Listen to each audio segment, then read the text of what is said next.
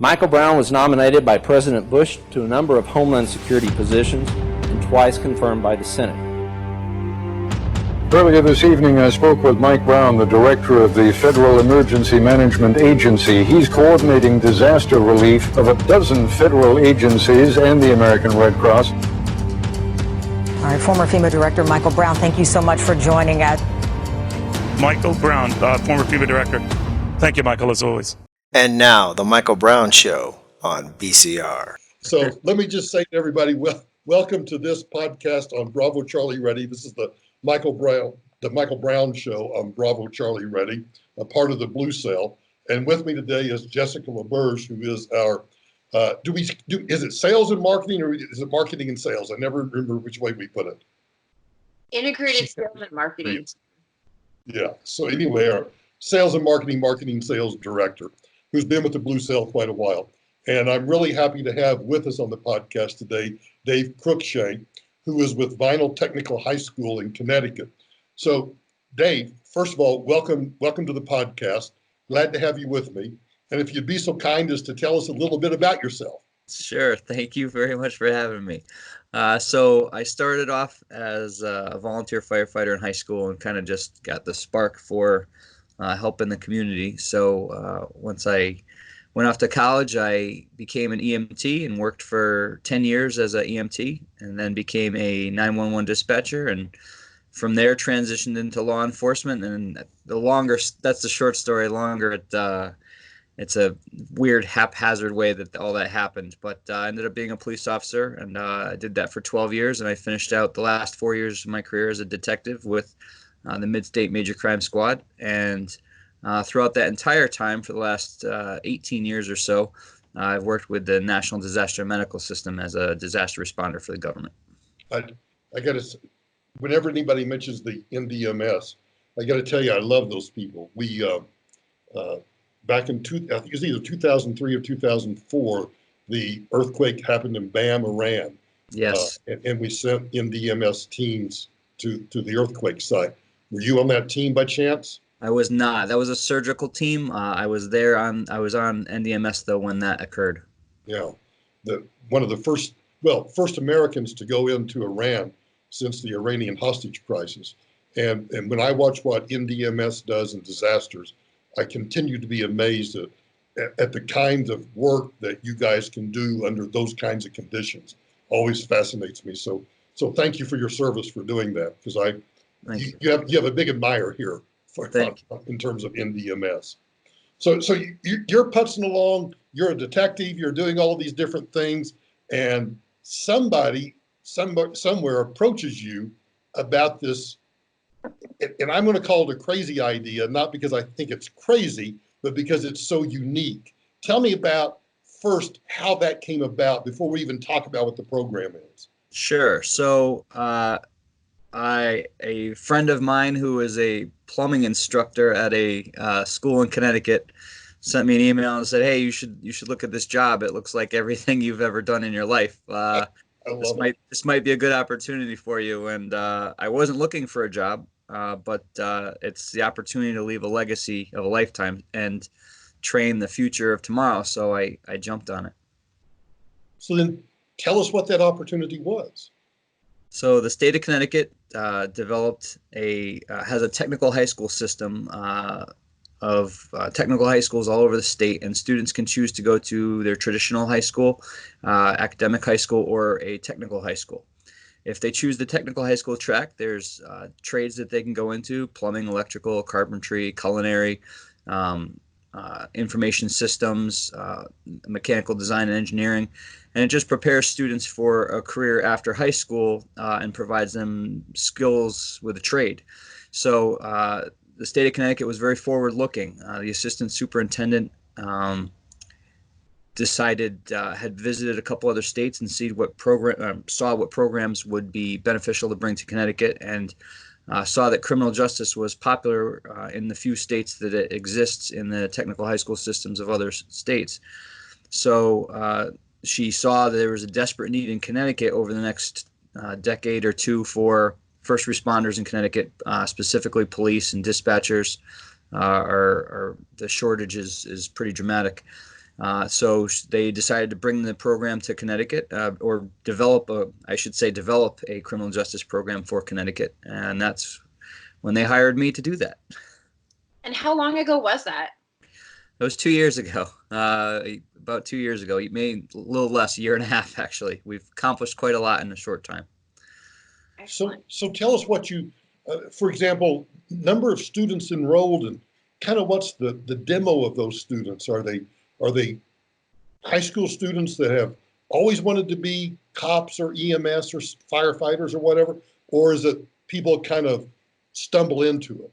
Sure. So the program started 3 years ago. They started the program with a full-time substitute, and then they hired me. So right now we have juniors, sophomores, and freshmen. We don't have a senior class yet. And it started out with, I think it was partially students just sparking their interest the first year, and possibly part of the second year students. But the third year students, they were attracted to the school for that reason, for our program. There are 18 students per grade, and our freshman class right now has a 23 student waiting list. So Wow. it is grown impressively and very fast. It is impressive, and many of the students came to the school for that reason. So I should just explain a little bit about the Connecticut Technical High School system, because it is a very unique school system. So the students they're in their trade for 10 days straight, and I have them all day, every day for that 10 days. And then they go to their academics for 10 days, and then they go back to their shop for 10 days, and academics for 10 days, shop for 10 days. So I have them for 10 days at a time, and that's a lot of time with the students. We have buses at the school that we can leave at any time, which is very convenient. And because there's not things breaking up their day, it's very easy to leave the school. So when an opportunity presents itself, such as the city of West Hartford, which is just north of us, they had a unified command drill where they had a school shooting scenario on the spring break last year of one of their high schools, and they wanted to do a massive scenario to test their police, fire, EMS, and dispatch response. So we brought our kids there, 30 of them on a bus. They moulaged them all up and had all 30 kids dial 911 at the same time. But we were able to do that during the middle of the day just because we have the students all day. So it affords us a ton of opportunity for training and certificates, and really an immersive experience for the students. I like the term immersive experience, because if you're taking them on active drills, active exercises, they're getting real world experience that, when you think about even you as a cop, as a detective, you know how difficult it is to carve out time for training and exercise and everything else. These kids are getting it, and they're getting it as part of their education. Exactly. We break up the certifications with activities such as that and experiences all around Connecticut. So, for instance, we just partnered with the Connecticut Fire Academy, and whenever they have a live burn, we'll be there to watch it, so we can watch the firefighters training and watch them breaching buildings and stuff like that. So we have a great relationship with all of the response agencies in Connecticut. I brought all my contacts with me, so I have my Rolodex of business cards, and I'm not afraid to reach out to them and say, hey, remember me? And to that point, I would guess that you rarely, if ever, get turned down. That most people would see the opportunity, oh my gosh, we can bring these kids in and show them what we do, and maybe get them excited about being a part of this profession.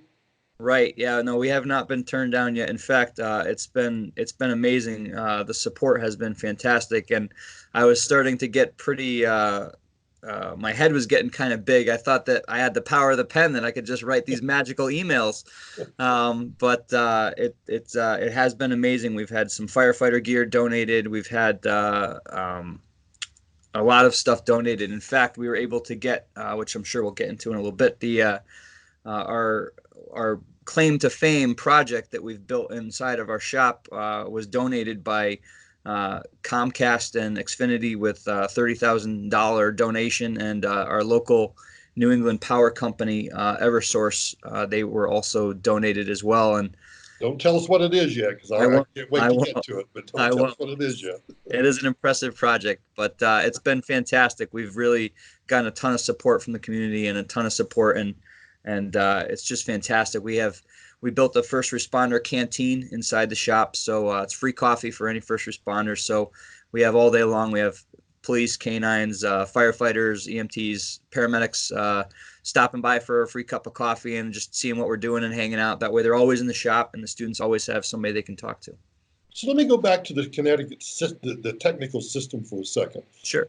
I don't want to make any assumptions here, but is this taxpayer supported? Is this so they don't have to pay any additional tuition? They just get somehow there's some qualification system to get into this program, I assume. But then once they get in, they don't have to pay anything extra.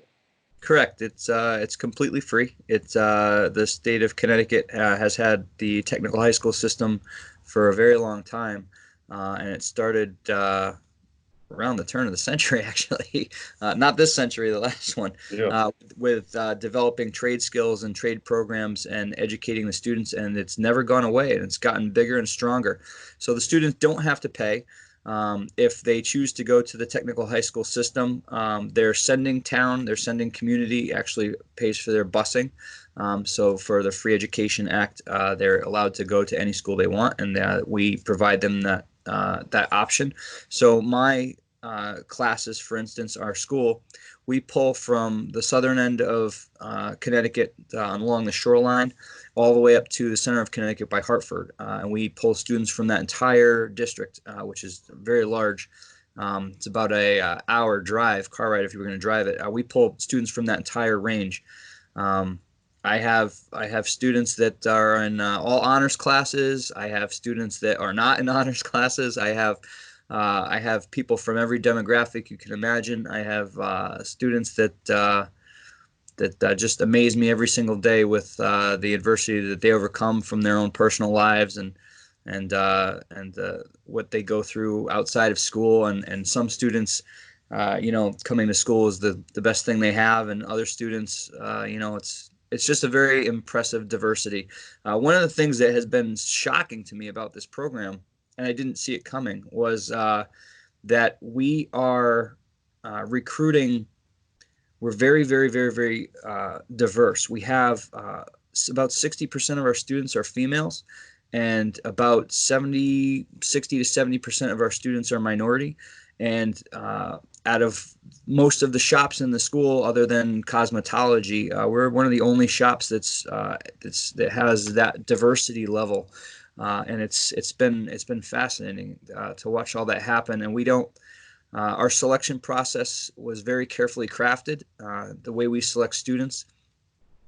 So we had about a third of the entering freshmen that wanted our shop. So we had to select and pare that down, which was a difficult task. But we've crafted it so that it's not based on test scores or abilities, but drive and desire. And we've built that program off of that, and we figured out ways to score that. And we have the students score themselves at the end of every day, and they know exactly how they're going to do. It's a 4-day process. Let me back you up on the admissions process, because I'm still fascinated about that. So, say I live in Connecticut and I have a son or a daughter that wants to attend this particular program. Sure. I assume they have to make an application. But yep. Yeah, they just what does that entail? No problem. It's a very simple application to go to the school, and our selection cutoff scores are no different from any other high school, and it's very easy to get into the technical high school system. You just gotta say you want to go there, and you'll pretty much get in. What happens then is that becomes the challenging part as far as what shop you end up in. So, for instance, my school has 8 trade shops, and you rotate through all the trade shops for the first month of school. You do 2 days in each shop. You pick your top 3 shops, and then you go back to those 3 shops for 4 days each. And those 4 days you're graded, and then you make. We have a big shop selection night. Everybody comes with their parents. It's at the first week of December, and you pick your shop you want, and then it goes based on scores as far as what shop you get. Wow. So your program's considered a shop. Yes, yep, it's considered a trade shop, and it's very large. It's our shop is 90 feet by 90 feet. We have 20-foot high ceilings. It's beautiful. I'm loving it. But we're so popular that they are considering adding other instructors because we want to accept more students. We shouldn't have to turn away as many students as we are that want our program when you have enough to fill an entire second class and then still have a waiting list is quite a bit. So that'd be quite a big burden, but we're looking forward to the challenge. So I know the state's looking forward to expanding. They've already expanded our program to another school in Bridgeport, Connecticut, which is closer to New York City. And they just finished their freshman recruitment process, and they're using our model for the entire program. So will you have your first graduating class this year or next year? Next year. Next year. Next year. And what size class will that be? That class is small. That class is 11. They're the pioneers. My Rangers, my pioneer class.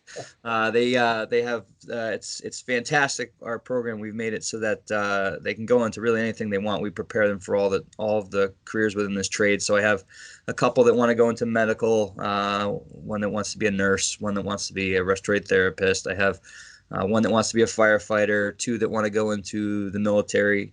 I have two that want to be police officers. So it's fun. It's very diverse. So upon graduation, they get a certificate that then let's take a cop, for example. So Sure. one of us to be a police officer. Sure. Are you accredited such that part of that coursework counts toward their academy time? Well, that would be fantastic. We're not quite there yet. I could see that on the horizon because we have a very close relationship with the police academy, very close relationship. So I could see that happening in the future. But right now, our goal really in designing the whole program is that's where this really kind of becomes state specific. So in Connecticut, you have to get hired before you go off to the police academy. Some Sure. states, you have to put yourself through the police academy and then get hired. So it's we've crafted the program so that our students have resumes that really can't be beaten. So, for instance, they're certified in Stop the Bleed, CPR, hazardous materials. They get all of the ICS 100, 700, 800. We certify them as drone pilots with the FAA. They're going through their EMT training right now. So their resume is just stacked. By the time they leave high school, they have at least 11 certifications, licenses. They're graduating high school with an unbelievable resume and experience, because the students, if their grades are good, junior and senior year, as long as they have parents' permission, instructors' permission, and their grades are good, they can go to work 2 days a week in paid internship positions that we've crafted and that we've built that are trade specific. Wow, I find this amazing. Just before I go on to the thing that fascinates me, I actually, this story that we're going to get to fascinated me the most until I started hearing the details of the entire program. And so now this is just one more exciting part of this entire puzzle that you're put together, Dave. Any questions do you have before I spring this question on Dave? Well, I have a ton of questions, but go on. I love this. This is super informative. And I also started as a volunteer firefighter in high school and fell in love and got into EMS. So I love your story. I love where this is going. I wish Oregon had this 20 some years ago when I was in high school. I would have jumped on board like a hot tamale. So, well, can I just make an editorial comment? When you think about how much we push college education and we don't push trades, yeah, it appears to me what you're doing in Connecticut ought to be modeled in the entire country. Well, it's funny you mentioned the college part, because we're working on that too. We are working on a partnership with the local community college to provide over a year of college credits for free to the students for being in the program. Because I have my master's, the thought process is I will be dual employed with the university, and these classes that the students are taking will be eligible for college credit. Right. So graduate high school Good, with over 12 credits of college for free. good. Well, Excellent. in the whatever time we have left, I'm looking at a article that Jess sent me. Let me just read I mean, you know what it is, but for the audience, let me just tell you what the headline is. First, high school emergency operations center opens in Connecticut. And the subheadline is, students will get hands-on career development experience while providing support to first responders. Yep. Holy moly. Yeah, that's impressive. Okay, so you have your own EOC. Yes, we built that thing. Yeah, yeah, it's kind of hard to. Look at him, Jess. I It's know. I love it. well, I'm so excited for you guys. the fun part is that that's my office every day, and so I get to look at a gigantic, beautiful emergency operations center all day long. It's like it's a techie responder's dream. So get to watch all the monitors all day and watch everything that's happening in the world. The students are very good at controlling it.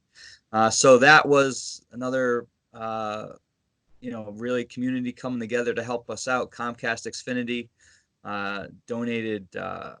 Unbelievable. They donated over $30,000 worth of equipment and services and installation. And then our local New England power company, Eversource, chipped in quite a substantial amount with also donations as well to build that emergency operations center. And so we have gigabyte internet, gig per second internet. We have every cable channel that exists. We have power backups. It's just a really impressive operations center, and it's I would argue that it's better than most that I have seen outside of the school system. But we designed that. The whole purpose of that is when I was designing the program for the school, I wanted something that was going to really stand out, something that was going to be different, something that was going to be useful in training the students in all of the trades, and also something that was going to change the world. And honestly, I know it sounds cheesy, but we're gonna do it. It's really impressive what 30 kids can do when you give them a task and you give them gig per second internet. It's unreal what they're able to accomplish, and it's just crazy. Everything is available online now, and it wasn't even just 10 years ago. So. Right. Hospital statuses, airport statuses, power grids, flood maps, radio frequencies, everything is available online. Lightning trackers, weather, radar, everything is available online, and it wasn't before. And you know that when we're out deployed in the field, we don't have somebody that's just watching the internet. Like we're busy, we're treating patients, we're working, we're in the rain, we're in inclement weather, and if the power company says the power is going to be back on at 5, we don't find out till 5. So it'd be nice if we had a team working for us, feeding us intelligence. What's the news saying? What's the power company say? If there's a lightning storm coming and we're treating patients outside, it would be nice to know. So it's amazing that now we have a support system for our disaster teams whenever we deploy. And I just can't tell you how impressive the product that the students are already putting out, and they've only been working in that center for a year now. And the product they're putting out, their situation reports, and it's unbelievable. It's better than most of the professional products I've seen. I love it. And are you guys supporting, when you say you're supporting missions that you're doing, are you supporting missions that the school internally is sending students out to? Or are you like literally supporting first responders that you have relationships with outside of the school itself? So we have made the decision that we're not going to work with missions inside Connecticut. And the reason why we've made that decision is because likely we just wouldn't have school. Either if it's weather related or disaster emergency related, we just wouldn't have school. So what we're actually doing is focusing on national disasters, and specifically with the Department of Health and Human Services and the National Disaster Medical System. We've decided that would provide the students, sadly, the frequency that would be appropriate for high school once or twice or 3 times during their entire high school career. But it also provides an opportunity for us to really make a difference nationally with big, large disasters. But it also teaches them the very basics of how an EOC operates, the the emergency support functions. You've got, I mean, I want to come and see it. I would love to I have want, you. I want to come out and see this thing. Love to have you. They the students aren't allowed to touch the EOC. The freshmen aren't allowed to touch it or look at it. They're allowed to touch it. The sophomores, Smart man. their first month and a half of school, their sophomore year, they go through ICS 100, 700, and 800, and then they're allowed to touch it. The juniors and future seniors will run the EOC, and the sophomores will shadow. And that's the way that it'll work. And so that way we always have somebody running the EOC that is well trained, well experienced, and there's people shadowing and learning how they're doing what they're doing. Each position has their own position binder, which has best practices from the previous people, reports, all the guides. We have all the ESF books out. We got the national, all the NIMS books out, all that stuff. And they do an amazing job figuring out what other NGOs are doing in the area, what the other ESF functions are doing in the area, and we can paint a picture for a disaster that is just really it's almost unfathomable. It's the product. Like I wish I could show it to you. The product they're putting out is just really incredible. We just got ArcGIS software, and now the students are learning mapping because they wanted to be able to put their stuff on maps better than they could before. So it just gets better and better. It's really impressive. I get that you're doing this. Anything else that I'm kind of speechless about it. Anything else you want to tell us about it? We just went to alert status for really the first time. So we have our status levels, green, normal operations, alert, and activated. Whenever I deploy with the disaster team, they'll activate, and that's all they'll do for 2 weeks. We've built it into the curriculum so that the very last cycle of the year we can shift into any point. So that's all they'll do for the 2 weeks that I'm gone is work that. But we kind of toyed around with it for Hurricane Dorian because I had team members that were out, but we didn't really do much. It was more of a 2-day, just kind of getting our feet wet. But we actually activated this morning at 8 o'clock to alert status for the virus outbreak, and we were asked a request by our team to provide a briefing from all the open source intelligence that's out there and that exists, and really condense the massive amount of data. And so the students are working very diligently. Even now, after hours, I get emails. They're working very diligently on making sure that the sources they're getting information from are reliable, like the WHO, the CDC, and stuff like that. And they are working on really interesting questions, things that people aren't really asking yet. They are already having that foresight. So, for instance, they want to know how many U.S. citizens are living in some of these countries that are where the virus is spreading to. That's an issue. Obviously, they're flying Americans back now from Wuhan province, and so they're already forward looking. Well, all right. Well, what about all these other countries that the virus is spreading to? They have American citizens they're going to want to come back too. So they're doing all the comparisons and the analyses and the charts. It's fascinating, and they are so incredibly brilliant. And they just honestly they don't think like us. They think like kids. They think outside the box. They think they're just creative. It's hard to explain. But like we did for instance, we did a mock disaster in Oregon. Sorry, we did a mock we did a mock earthquake in Oregon, and we said that all the bridges across the Willamette River in Portland were out, and that's all we knew. It was an earthquake. That's all we knew. And I let them go for an hour, and an hour later, we were already listening to the scanners.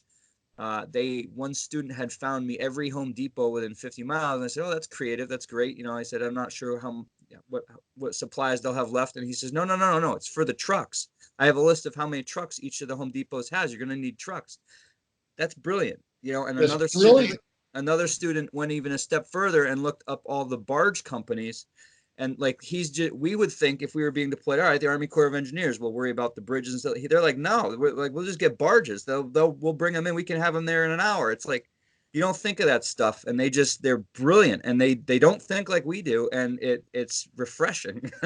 So may I make a suggestion? Sure. I hate to make this suggestion, but I think what we ought to figure out a way to do is to bring a team of first responders in when you're doing one of these alerts. Yeah. And let them watch. Yes. And let them learn from the kids. How about that?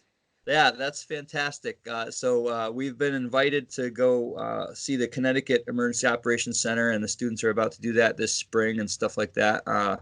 But yeah, it is pretty funny because one of the students sent me a picture of I won't name it. I don't want to embarrass anybody, but it was a major disaster in the United States, and I think one of the major news channels, I think it was I don't remember, one of the major news channels posted a picture of the Emergency Operations Center in function, and it was 4 or 5 projectors on a wall and a couple people sitting at laptops, and the student was like, Mr. C, look, ours is way better than theirs. And it's I didn't want to, I'm like, well, it's different. Like, I didn't want to say, yeah, it is, but it was more surprising me about that picture was the size of that disaster and how few people were there working the back end of that. And that's kind of why we did this. Like, one of my favorite quotes was a gentleman, John Green. I'm not sure if you know him, from Health and Human Services. He's the director of emergency medical services. And he came up from Washington, D.C. to actually see our Emergency Operations Center, too. I guess it's gaining some attention. And one of the things he said while he was there was, he says that this is exactly what the National Disaster Medical System needs, because when you were in office, he said that the teams were very personal. They had a hometown feel. If a local company wanted to donate equipment, they could. And now, because we were federalized and everything, you can't. And so the teams have lost their local flavor. And he says this is bringing that back, because we're donating to the team, but not financially or with products. We're bringing the community to our team. And he says that's really needed. And I thought that was a really cool thing for somebody to say. Yeah, I would agree with that 1,000%. So we're running out of time. So tell us, Dave, if people want to learn more about the program, what's the best, easiest way to do that? Sure, that would be our website, and it is Vinal, VINAL, CJPS.com. VinalCJPS.com. Dave Cruikshank, you mentioned at the very beginning of this podcast that you hope that this would be your legacy. I would say you are well on your way to creating a fantastic legacy. Well, thank you very much. I'd love to follow up in a Sure. year or two and see where some of these students go off to, because you're doing something so innovative and it's exciting. So congrats to you guys. Absolutely. Next time I'm in New York or Boston, I might just have to jump in a rental car, come down and hunt you down. Please do. We'll treat you to lunch. That sounds great. Thanks for joining us. We really do appreciate your time, Dave. And again, if you want to find out more, go to VinalCJPS, VINALCJPS.com. Thanks, Dave. Appreciate your time. Thank you very much.